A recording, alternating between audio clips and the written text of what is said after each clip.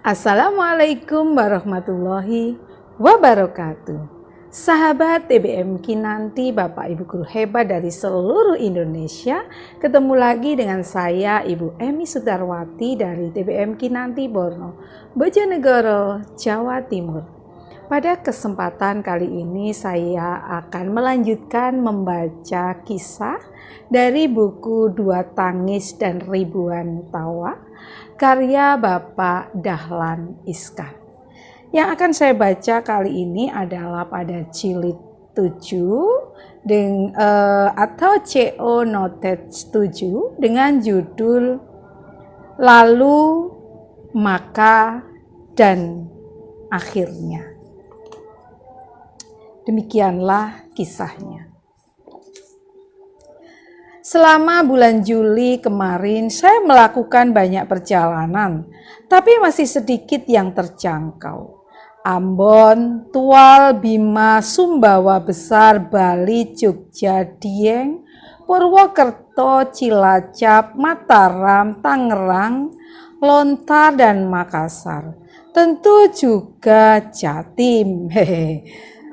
Sekalian menengok rumah, jalan-jalan, jangan-jangan sudah hilang. Dari situlah termasuk dari perjalanan berkali-kali ke berbagai daerah di Sumatera bulan sebelumnya, saya merasakan satu hal. Apa sebenarnya keinginan rakyat yang sesungguh-sungguhnya terhadap PLN? Juga tentang sampai di mana PLN sudah memenuhi keinginan tersebut. Ternyata masih jauh sekali. Ada jarak yang sangat lebar antara yang diinginkan rakyat dengan yang diberikan PLN. Dari sinilah awalnya mengapa sorotan kepada PLN luar biasa buruknya. Memang teorinya demikian, karena PLN memberikan pelayanan kurang dari yang diinginkan. Maka muncullah ketidakpuasan. Ketidakpuasan ini meningkat menjadi ketidakpercayaan karena jarak antara keinginan dan kenyataan berlebihan lebarnya. Juga terlalu lama kurun waktunya. Ketidakpercayaan pada dasarnya adalah akumulasi ketidakpuasan yang luar biasa besarnya dalam tempo yang luar biasa panjangnya. Begitu panjangnya akibat ketidakpuasan pelanggan itu begitu serius, ternyata dampak sebuah ketidakpuasan itu begitu fatal. Ternyata akibatnya isu korupsi, boros, tidak efisien, bobrok, dan seterusnya itu mungkin tidak akan melanda PLN sehebat sekarang manakala PLN berhasil memuaskan pelanggan. Lalu, apakah dengan demikian PLN perlu memberikan pelayanan yang berlebihan sampai jauh di atas yang diinginkan rakyat? Kalau bisa yes, tapi tunggu dulu. Perlu dilihat dulu kondisi intern PLN.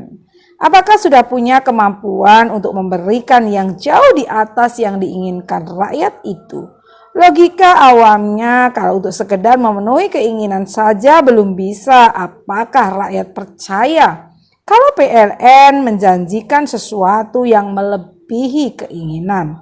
Saya tahu di masa lalu PLN menjanjikan 3 hal yang semuanya sangat meliputi menjadi perusahaan kelas dunia, merupakan visi misi memberikan listrik kepada 100% penduduk Indonesia, visi 75 sampai 100, dan memberikan pelayanan kelas dunia, World Class Service atau WCS. Saya tidak menilai ketika hal itu jelek, saya tidak menilai ketika hal itu tidak diperlukan. Saya tegaskan bahwa ketiga-tiganya hebat. Saya hanya merasa bahwa ketiga-tiganya bukan yang sekarang diperlukan rakyat.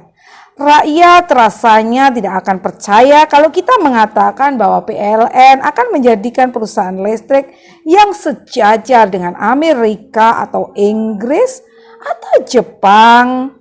Mendengar tiga moto itu, bisa-bisa rakyat bukan saja semakin tidak percaya, tapi juga semakin sulit memahami jalan pikiran PLN. Ingat, ketidakpuasan akan menuju ketidakpercayaan dan ketidakpercayaan akan berujung ketuduhan kebobrokan. Kita akan di situ dalam kasus PLN harap dibaca sudah. Maka saya yakin sampai 5 tahun ke depan belum itu yang diinginkan rakyat Indonesia terhadap PLN. Saya menengarai keinginan rakyat itu sesungguhnya sangat sederhana. Listrik jangan mati. Kalaupun suatu saat listrik harus mati, rakyat masih memakluminya, tapi jangan sering-sering. Sebab memang begitu banyak penyebab kematian listrik. Penangkal petir yang dicuri orang, tiang listrik yang ditabrak truk, layang-layang yang bahannya kian modern, jaringan terkenal alat berat, dan banyak lagi. Ini juga dialami banyak negara lain, negara maju sekalipun. Tapi mati lampu itu jangan sering-sering dan jangan lama-lama. Setiap kali terpaksa mati, harus segera hidup kembali. Tidak sering-sering itu seberapa jarang, harus cepat hidup itu seberapa lama. Keduanya sangat relatif, tidak sering itu bisa saja jangan sampai setiap bulan sekali. Kalau bisa dalam setahun setiap pelanggan hanya mengalami mati lampu 9 kali. Rasanya itu sudah satu kemajuan yang hebat, sudah mencapai standar internasional. Meski belum internasional kelas Amerika atau Jepang atau Inggris, yang penting setiap kali mati waktunya jangan lama. Seberapa lama? Kecepatan ini juga relatif untuk orang zaman sekarang, ukuran lebih banyak. Jangan sampai ikan di dalam kulkas busuk atau jangan sampai ikan koi di akuarium yang mahal-mahal itu sampai mati. Itu berarti maksimal 3 jam. Dalam bahasa yang disampaikan oleh JM Jawa Timur, Bung Sulastyo, di Mataram pekan lalu, rumusan keinginan rakyat itu bisa disampaikan dalam bahasa yang singkat, puitis, dan provokatif. Jangan biar pet, kalau pet cepet. Saya sudah minta izin untuk menjadikan rumusan itu sebagai moto darurat PLN saat ini, bukan untuk menggantikan 3 moto di atas, tapi untuk menjadi moto jembatan antara waktu sekarang dan masa depan itu. Sekarang konsentrasi kita warga PLN sebaiknya fokus memenuhi yang diinginkan rakyat yang sederhana itu dulu. WCS perlu dan pernah dibuktikan bisa dilakukan oleh orang seperti Pak Ngurah Adnyana di Bali beberapa tahun lalu. Tapi terganggu lagi karena dasarnya belum dipenuhi ketersediaan daya yang cukup. Itulah sebabnya kita perangi dulu pemadaman bergilir. Ini sudah tercapai. Lalu kita usahakan N-1 untuk ketersediaan daya ini. Kita perlu membangun kepuasan pelanggan secara terstruktur.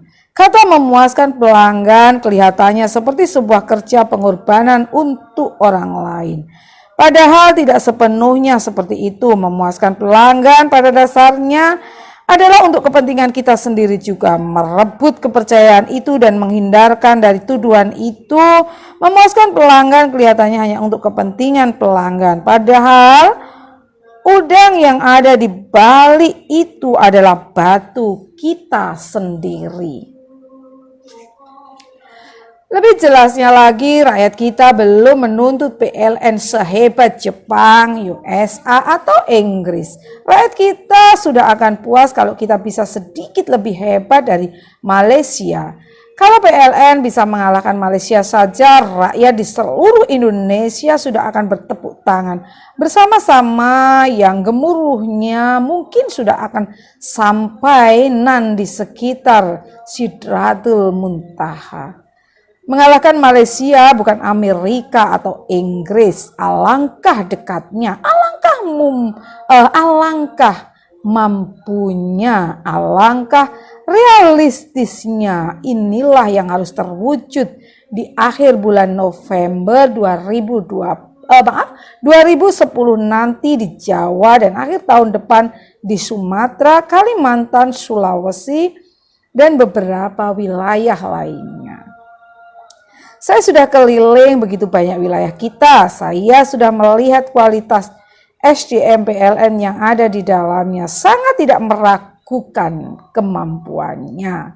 Saya sudah melihat fasilitas yang ada dan yang akan diadakan tahun ini dan tahun depan. Semua parameter menunjukkan bahwa kita bisa mengalahkan sekedar Malaysia secepatnya.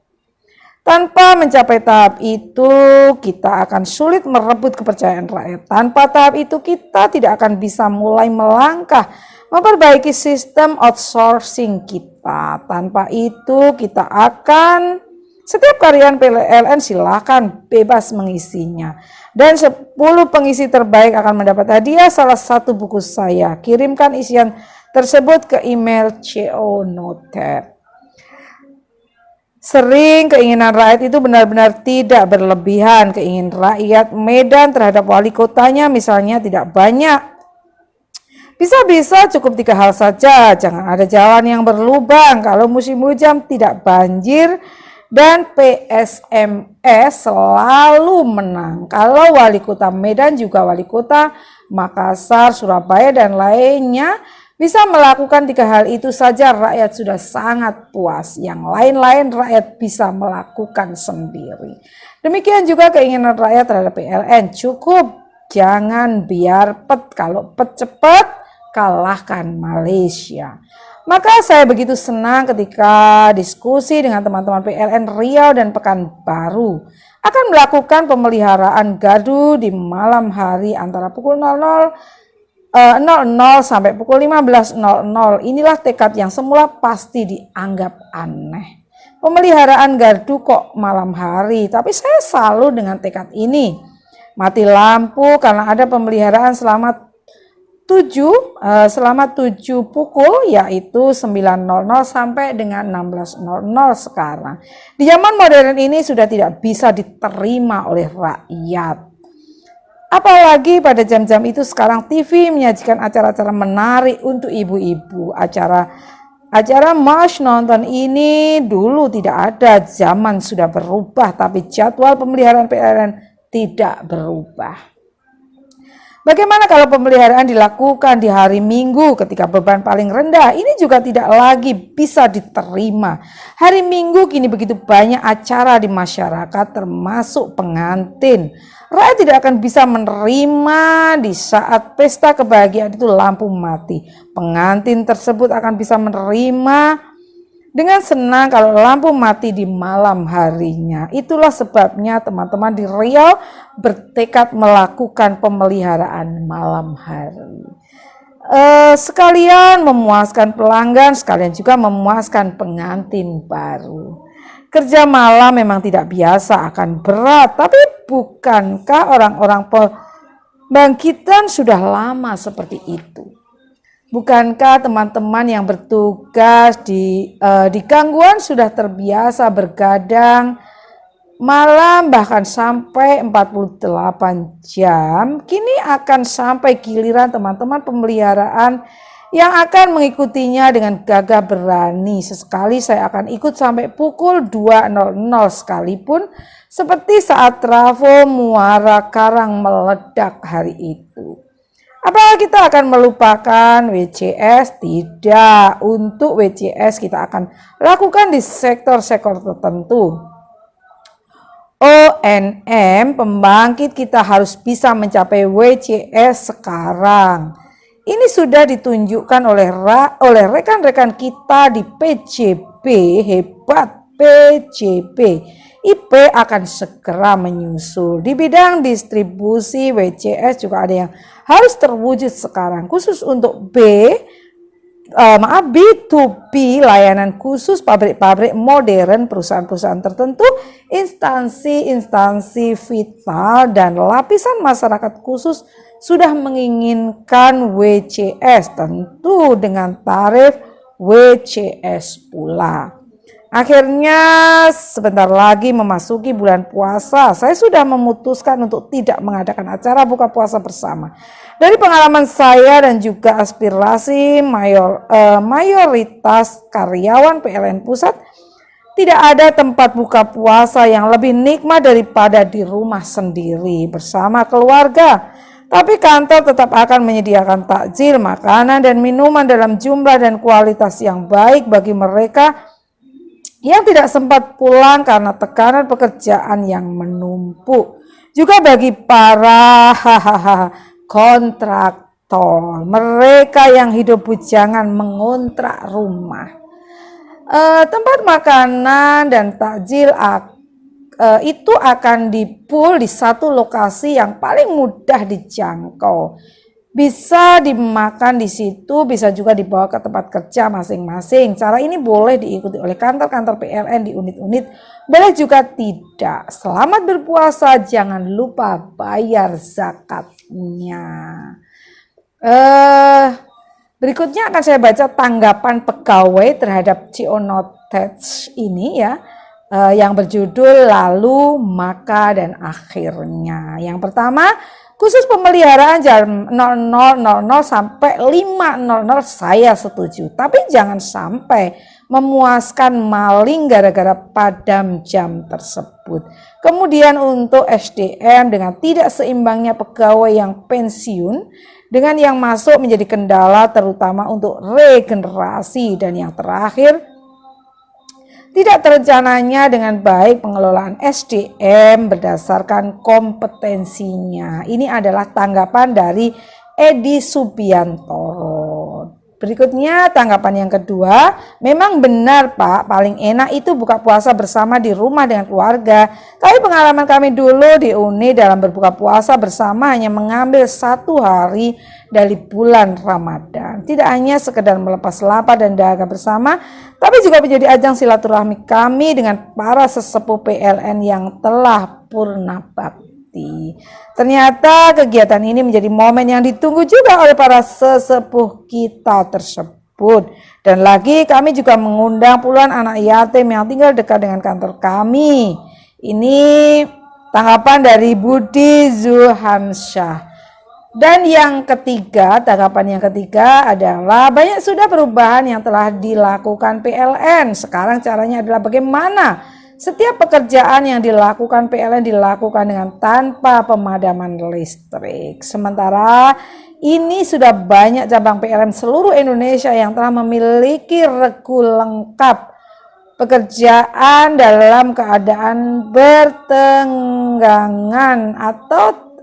bertegangan menengah atau biasa disingkat PDKBTM.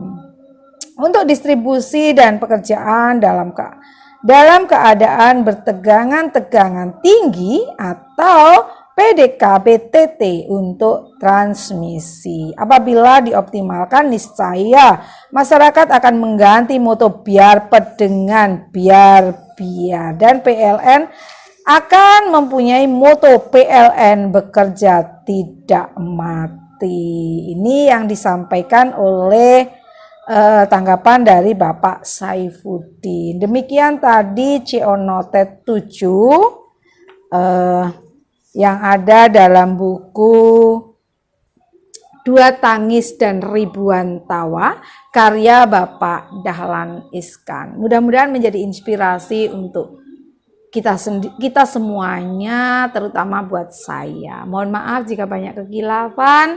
Sampai bertemu pada kisah selanjutnya. Wassalamualaikum warahmatullahi wabarakatuh. TBM Kinanti maju bersama Literasi Indonesia.